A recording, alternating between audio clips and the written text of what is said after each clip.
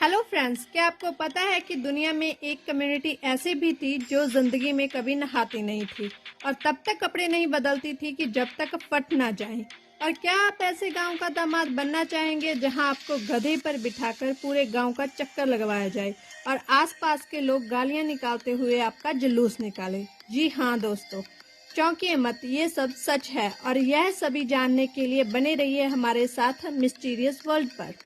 Number 1, नहाना धोना पाप है, बदबू अपना बाप है। और फ्रेंड्स, क्या आपको पता है कि मंगोल एम्पायर के लोग जहाँ कहीं पर भी जाते थे 3 किलोमीटर दूर उनकी स्मेल लोगों को पता चल जाती थी, क्योंकि वो बहुत ही बदबूदार लोग थे और उनके शरीर से दुर्गंध आती थी क्योंकि वो कभी नहाते नहीं थे। और इसमें मर्द और औरत दोनों शामिल थे। सबका मेन मकसद था कि जिंदगी में जब तक जिएंगे नहाएंगे नहीं और जब तक कपड़े खुद सटकर फट ना जाएं तब तक उन्हें बदलेंगे नहीं।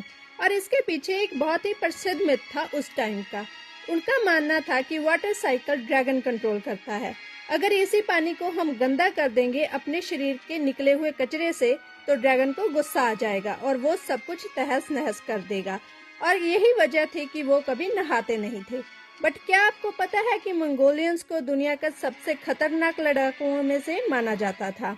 चंगेज खान को तो आप जानते ही होंगे, जिसने अपनी आर्मी को आधी दुनिया तक फैला लिया था और वो भी एक मंगोलियन था। नंबर 2, दामाद जी चढ़े गधे पर। और जरा गधे पर बैठे इस महाशय से तो मिलिए। ये कोई चोर या अपराधी नहीं है, बल्कि यहाँ का नया दामाद है और गधे पर बिठाकर उसका स्वागत किया जा रहा है।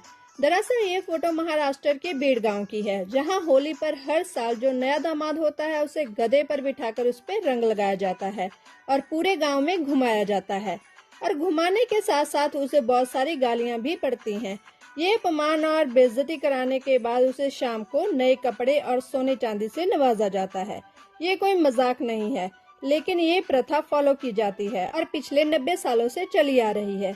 यहाँ के सभी दामादों को एक न एक बार तो गधे पर चढ़ना ही पड़ता है। नंबर 3, बर्फ के पुतलों से श्रद्धांजलि। तो फ्रेंड्स, गौर से देखिए इस नज़ारे को। सूरज की गर्मी से धीरे धीरे पिघलते बर्फ के पुतले, जिसे वर्ल्ड वॉर 1 के शहीदों की याद में बनाया गया था। इसको बनाया था ब्राजीलियन आर्टिस्ट नेले एज़वेडो ने। उन्होंने 5000 बर्फ के पुतले कुछ वॉलंटियर्स की मदद से बनाए और इनकी मदद से वार में शहीद हुए न सिर्फ फौजी लोग बल्कि आम लोगों को भी श्रद्धांजलि दी गई। इस एग्जीबिशन की खास बात यह रही कि जिसने भी बर्फ के पुतलों को सूरज की गर्मी में धीरे धीरे पिघलते हुए देखा और देखते ही सबका मन भर आया और कहीं न कहीं वो महसूस कर पा रहे थे कि उस युद्ध में शहीद हुए सैनिक किस तरह तड़प तड़प कर मरे होंगे। इसलिए श्रद्धांजलि देने के इतने यूनिक तरीके के लिए नेले एज़वेडो को पूरी दुनिया में तारीफें मिली। नंबर 4, इजिप्शियन मम्मीज की आंखों में कांदा। तो बात ये है दोस्तों कि इजिप्शियन मम्मीज की आंखों में पाया गया कांदा। जी हाँ, क्योंकि एंशिएंट इजिप्ट में कांधों की पूजा की जाती थी। उस जमाने में ऑनियन अनंत जीवन का प्रतीक माना जाता था, मतलब सिंबल ऑफ इटर्नल लाइफ। इसलिए अगर कोई मर जाता तो उसकी बॉडी पर कांदा रख देते थे, जैसे आंखों पे, मुंह में, कानों में और सभी जगहों पर। और इसका प्रूफ दिया हमें किंग रैमसेस 4 की मम्मीफाइड बॉडी ने, जिनकी आंखों के सॉकेट्स के अंदर इटर्नल लाइफ की निशानी वाला कांधा मिला। Weird but interesting, right? Number 5, अब फ्रेंड्स, अब जरा ये वीडियो देखें। रात के लगभग 11:15 बज रहे हैं और स्वीडन यूनिवर्सिटी के कैंपस की छतों पे चढ़कर अचानक से स्टूडेंट्स की चीखने की आवाजें आने लगती हैं। और यह सिर्फ एक दिन का नजारा नहीं है, बल्कि रोज का नजारा है। लगभग 11 बजते ही स्वीडन यूनिवर्सिटी के स्टूडेंट छतों पर चढ़कर चिल्लाने लगते हैं। और अब आप सोच रहे होंगे कि यार वो ऐसा करते क्यों हैं? वेल, उनका ऐसा करने के पीछे भी वजह है कि ऐसा करने से उनका एग्जाम स्ट्रेस कम हो जाता है और साथ ही उनका यह भी मानना है कि जितने भी स्टूडेंट्स ने स्ट्रेस में आकर सुसाइड की थी उनकी आत्मा को शांति मिले। एंड दिस जस्ट शोज कि पढ़ाई में कभी कभी इतना स्ट्रेस हो जाता है कि बच्चे सहन नहीं कर पाते और कुछ गलत कर बैठते हैं। नंबर 6, पॉलिटिक्स और पैसा नहीं चाहिए। क्या आपको पता है कि अपने देश में एक ऐसा भी टाउन है जहाँ के लोगों को पैसा और दुनियादारी से कोई मतलब नहीं है? वेल, वहाँ पर रहने वाले लोग किसी भी तरह के लेन देन में पैसे का यूज नहीं करते। इस टाउन का नाम है ओरोविलो। ये पौंडीचेरी में है।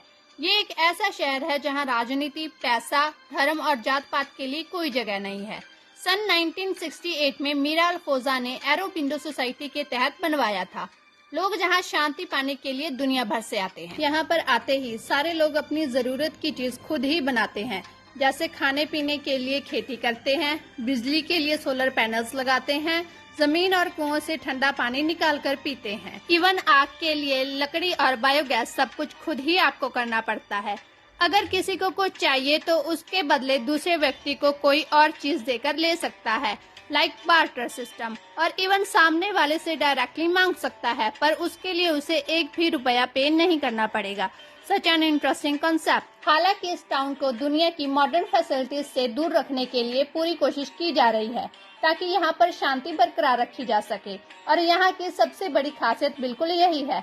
और इसलिए यहाँ पर अलग अलग देशों से लोग आते हैं, यहाँ पर रहते हैं, और काफी बार वो लोग एक दूसरे की भाषा तक नहीं समझ पाते, पर फिर भी मिलजुल कर रहते हैं। वैसे मैं आपको ये भी बता दूं कि यहाँ पर आने वाले टूरिस्ट के लिए फ्री में रहने के लिए व्यवस्था भी है। तो this is truly a very unique concept that you can find only in India. तो दोस्तों, ये थे कुछ इंटरेस्टिंग फैक्ट्स। तो मिलते हैं अगली वीडियो में। अगर आपने हमारे चैनल मिस्टीरियस वर्ल्ड को सब्सक्राइब नहीं किया है तो जल्दी से रेड कलर का बटन प्रेस करें और सब्सक्राइब करें, और बेल आइकन दबाना ना भूलें। तब तक के लिए खुश रहें और सेफ रहें। Bye bye.